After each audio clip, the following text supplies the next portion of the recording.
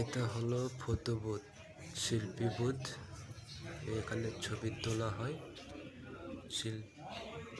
Photo বুথে photoshoot করা হয়। আর এটা হলো মেন স্টেজের ইয়াতে এখানে বর কনে দুজনে বসে ছবি তোলা হয় এখানে দুজনকে। আর এটা হলো ভিআইপি টেবিল, যারা ভিআইপি তাদেরকে এই টেবিলে বসানো হয়।